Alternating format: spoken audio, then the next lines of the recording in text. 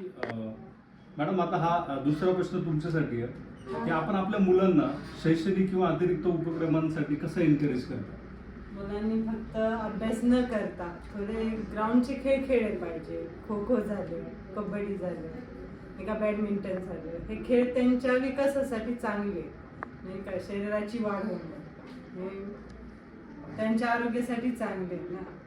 मी तर असंच पालकांना बोलेल की नाही का, त्यांनी थोडस मुलांना त्यांचं स्वातंत्र्य दिलं पाहिजे. म्हणजे त्यांना खेळण्यासाठी अभ्यासात न बांधून ठेवता, नाही का, थोडस त्यांना मोकळं सोडलं पाहिजे, त्यांच्या मनासारखं खेळून दिलं पाहिजे. सर्व पालकांना माझी ही विनंती आहे की मुलांना नुसतं अभ्यासामध्ये बांधून न ठेवता त्यांचा सर्वांगीण विकास झाला पाहिजे. आणि त्यांना कुठेतरी आपण जे लहानपणी आपण खेळ खेळलो त्यातले सगळेच खेळ नाही, पण काही खेळांची त्यांना ओळख करून द्यायला पाहिजे आणि त्यांना मैदानी खेळ खेळण्यासाठी आपण एनकरेज केलं पाहिजे, जेणेकरून त्यांचा सर्वांगीण विकास होईल या दृष्टीने आपण प्रयत्न केले पाहिजे. सर, माझा तुमच्यासाठी एक दुसरा प्रश्न आहे की आपल्या मुलाच्या फ्युचरविषयी, तुमची दोन्ही मुलं आहेत, त्यांच्या फ्युचरविषयी तुमच्या काय अपेक्षा आहेत? आता हंबीर सरांचा जो वडीलकांजीमध्ये अभ्यासाचा जो क्लास आहे त्याचा जर आपण विचार केला भविष्यासाठी, मुलांच्या भविष्यासाठी ह्या क्लासला घेऊन, तर ह्या क्लासचा भविष्यासाठी असा फायदा आहे मुलांच्या भविष्यासाठी की भविष्यामध्ये ज्या स्पर्धा परीक्षा असतात भविष्यामध्ये, त्या स्पर्धा परीक्षेमध्ये त्यांचा जो बाबा गणित विषय घेऊन जे गणित सोडवण्याचे जो टायमिंग आहे तो टायमिंग त्यांचा वाचेल, तो त्यांचा बेनिफिट आहे. जिथे बाबा त्या समजा 10 मिनिटे 15 मिनिटं झाले, ती ॲबॅकसमध्ये मुलं 2 किंवा 3 मिनिटात ते गणित सोडवतात आणि तिथं त्यांचा टाईम वाचतो. हा त्यांचा मोठा फायदा होतो. बाकीचे जे विद्यार्थी आहेत, बाकीचे जे कॅन्डिडेट आहेत, त्यांचा वेळ जास्त जातो आणि तिथं ही ॲबॅकसची मुले ती फास्ट सोडवतात आणि त्यांचा तिथे वेळ वाचतो. म्हणजे हे स्पर्धा परीक्षेत हा त्यांचा फायदा होतो. बरोबर. आणि नक्कीच खूप चांगली गोष्ट आहे. शिक्षणाच्या व्यतिरिक्त काहीतरी एक्स्ट्रा स्किल असणं खूप गरजेचं आहे आजकालच्या एआयच्या आपण जमान्यात जर विचार केला. आणि सर, मला अजून एक विचारायचं तुम्हाला की NIBM विषयी तुम्हाला कशी माहिती मिळाली? कसं तुम्ही NIBM मध्ये ॲक्च्युली म्हणजे मला माझ्या मिसेसकडूनच माहिती मिळाली. मी तसं म्हणजे बिझी असल्यामुळे मी जास्त लक्ष दिलं नाही. ते मिसेस 2-3 वर्ष झाले मला म्हणत होती की आपण लावूया, पण ते थोडंसं इकॉनॉमिकली कंडिशन म्हणा, घरची परिस्थिती म्हणा, त्यामुळे मला काही ते जमलं नाही. पण आता थोडंसं धाडस केलं आणि थोडा निर्णय घेतला मुलांसाठी आणि क्लास लावला. आणि सरांचं नाव ऐकूनच होतं मी, मग नंतर सरांचा फॉलोअप घेतला मी आणि क्लास जॉईन केला. नक्कीच, म्हणजे खूप कौतुकास्पद ही गोष्ट आहे. आपण शाळेसाठी भरमसाठ फीज देतो, म्हणजे लाखो रुपये फीज आपण देतो आणि त्याच्या 25% किमतीमध्ये आपल्याला एवढी सुंदर गोष्ट मुलांना आपल्या शिकायला मिळते, जेणेकरून त्यांचा सर्वांगीण विकास तर होतोच, ब्रेन डेव्हलप होतो आणि अभ्यासामध्ये त्यांची प्रगती होते. तर मला ही गोष्ट सर्व पालकांना सांगावीशी वाटते की आपण थोडं चौकटीच्या बाहेर जाऊन कुठेतरी ह्या गोष्टींचा विचार केला पाहिजे, जेणेकरून आपल्या मुलांना त्याचा फायदा झाला पाहिजे. आता बच्चे कंपनीसाठी माझा पुढचा प्रश्न असेल, तर मी दोघांना, तुझं नाव काय बाळा? स्वयं. माझा स्वयंसाठी एक प्रश्न असेल की तुला ॲबॅकस का आवडलं, म्हणजे ते ॲबॅकस करायचं असं का वाटलं? सर, जेव्हा मी पहिल्यांदा आलो इकडे ॲडमिशन घ्यायला, तेव्हा बघितलं एक मुलगा ब्रेन ॲक्टिव्हिटी म्हणजे डोळ्याला ब्लाइंड फोड काढून तो रीड करत होता. मला वाटलं ते म्हणजे असं तू बघतोय, पण जेव्हा मी स्वतःहून ट्राय केलं तेव्हा ते कळालं की तो खरं बघत नव्हता. आणि ॲबॅकस ही जी अकॅडमी ती खूप भारी. सुरुवातीला असं वाटलं असेल ना काहीतरी जादू आहे का काय, असं आपला समज झाला असेल, इंटरेस्ट यायला लागला त्यामध्ये.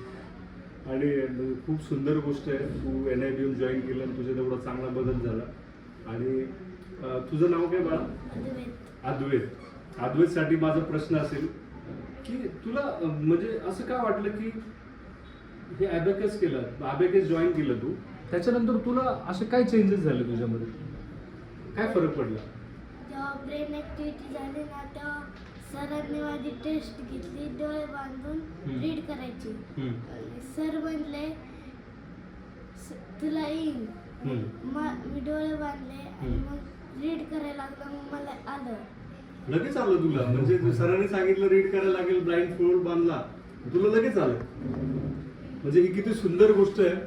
पालकांसाठी मी हे सांगायची म्हणजे मला सांगावंसं वाटतंय की अशी मुलं आहेत की ज्यांनी कधी ॲबॅकसमध्ये कधी आले नाही किंवा ब्रेन ॲक्टिव्हिटी कधी बघितली नाही आणि विदिन म्हणजे 2 ते 3 तासामध्ये त्यांचं ब्रेनचं ॲक्टिव्ह थर्ड आय जे आपण म्हणतो त्याचं ॲक्टिव्हेशन झालं आणि मुलांना त्याच दिवशी 2-3 तासामध्ये ते स्वतः डोळ्याला ब्लाइंड फ्लोट बांधून रीड करू लागले. ही म्हणजे मॅजिकपेक्षा ही दुसरी गोष्ट असू शकत नाही. तर अजून माझा स्वयं तुझ्यासाठी एक प्रश्न असेल की ॲबॅकस आणि ब्रेन ॲक्टिव्हिटी या 2 गोष्टी तुम्हाला येतात दोघांना, तर ह्याच्या पलीकडे जाऊन तुला असं काय वाटतं अजून कुठल्या गोष्टी याच्यामध्ये इन्क्लूड केल्या पाहिजे? सर आता म्हणजे स्पोर्ट्स, छोटे छोटे गेम्स, सारखा अभ्यास करून पण मुलांना कंटाळा येतो ना. हां बरोबर. त्यामुळे मग छोटे छोटे गेम्स पण घेतले पाहिजे. छोटे छोटे गेम. तू गेम्स खेळतो? हो. कुठल्या गेम्स आवडतो तुला?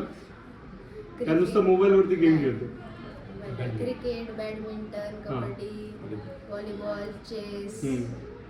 चेस पण आवडतो तुला?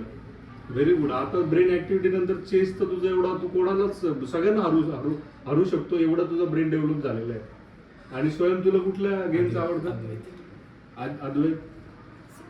सर मला चेस, बॅडमिंटन, क्रिकेट आणि फुटबॉल. फुटबॉल आवडतो. फुटबॉल बाहेर जाऊन खेळतो का घरातच खेळतो? सर आवडतं पण खेळत नाही. अरे मग खेळायला पाहिजे ना.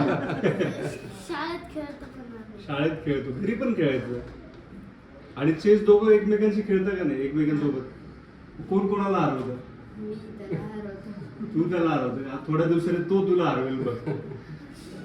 Very good very good. मुलांनी खेळ खेळले पाहिजेत आणि याच्या पलीकडे जाऊन अभ्यासाच्या पलीकडे जाऊन आपला जर सर्वांगीण विकास करायचा असेल मुलांचा तर त्यांनी खेळ हे नक्कीच खेळले पाहिजे. तर माझा आता स्वयं तुझ्यासाठी एक प्रश्न आहे. तर हे सगळं आता मी मगाशी आईबाबांना प्रश्न विचारला की अभ्यास तर असतो आपल्याला, त्याच्यानंतर परत ब्रेन ॲक्टिव्हिटी. अभ्यासाचा एक तर कंटाळा येतो सगळ्यांना सुरुवातीला की एवढा अभ्यास करायचा, होमवर्कचा कंटाळा येतो, त्याच्यात मग ॲबॅकसचा अभ्यास करायचा, ब्रेन ॲक्टिव्हिटीचा अभ्यास करायचा. मग हे कसं तू मॅनेज करतो? टाइम मॅनेजमेंट कसं करतो तू?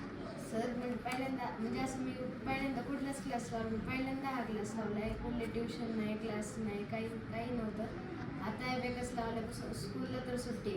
आता मग 2-3 दिवसांनी उद्याच शाळा चालू होणार आहे. मग आता मी असं ठरवले की दररोज उद्या 5 ते 6 ॲबॅकस, मग नंतर घरी गेल्यावर 7 ते 9 स्कूल होमवर्क ओके.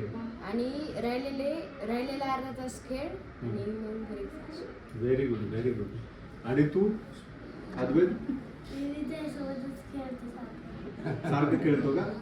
आणि अभ्यास कधी करतो? अभ्यास 7 ते 9. 7 ते 9. आणि ॲबॅकस आणि ब्रेन ॲक्टिव्हिटी 5 ते 6. 5 ते 6 करतो. Very good. आता माझा एक तुझ्यासाठी प्रश्न असेल. आता हे सगळं करतो तू, अभ्यास करतो, ब्रेन ॲक्टिव्हिटी करतो, ॲबॅकस करतो, हे सगळं केल्यानंतर तुला असं मोठेपणी काय करायचं, म्हणजे काय व्हायचं, काय इच्छा आहे तुझी? काय? सर अजून मी ठरवलं नाहीये पण लवकरच मी ते ठरवेल. मग तुला काय आवडतं, म्हणजे काय व्हायला आवडेल तुला? मला पायलट. पायलट व्हायचं आहे? हो. म्हणजे तुला प्लेन चालवायचं आहे. Very good. खूप सुंदर गोष्ट आहे. खूप कमी लोक पायलट होतात, खूप कमी मुलं एक्स्ट्रा काहीतरी निवडतात. त्याच्यापैकी स्वयं तू आहे आणि तू नक्कीच पायलट होईल हा मला कॉन्फिडन्स आहे. आणि अद्वैत तुझ्याविषयी तुला काय वाटतं, काय व्हायला आवडेल? Indian officer. Indian officer? म्हणजे इंडियन ऑफिसर कशामधला? आर्मीमधला? Very good. मग काय तुमच्या घरात एक पायलट आणि एक आर्मी ऑफिसर. खूप सुंदर गोष्ट आहे. नक्कीच म्हणजे कौतुकास्पद गोष्ट आहे सर ही. सर्व पालकांना मी सांगू इच्छितो की काहीतरी आपण टिपिकल जे आपल्याकडे ट्रेडिशनल जे हे असतात करिअर जे आपण निवडतो, मेडिकल असेल, डॉक्टर असेल, फार्मसी असेल किंवा इंजिनिअरिंग असेल, त्याच्या पलीकडे जाऊन कुठेतरी ही मुलं वेगळा विचार करतात. मला वाटतं हे त्यांना जे हा जो कॉन्फिडन्स दिला आहे तो NIBM, ॲबॅकस आणि ब्रेन ॲक्टिव्हिटीमुळे दिला आहे. मला वाटतं सर्व मुलांना तो कॉन्फिडन्स जर हवा असेल तर त्यांनी NIBM किंवा ॲबॅकस सारख्या ॲक्टिव्हिटीजमध्ये नक्कीच पार्टिसिपेट झालं पाहिजे. धन्यवाद कोंडे सर, धन्यवाद कोंडे मॅडम, स्वयं, अद्वैत, तुमचं दोघांचं खूप खूप धन्यवाद. खूप छान प्रगती करा. थँक्यू.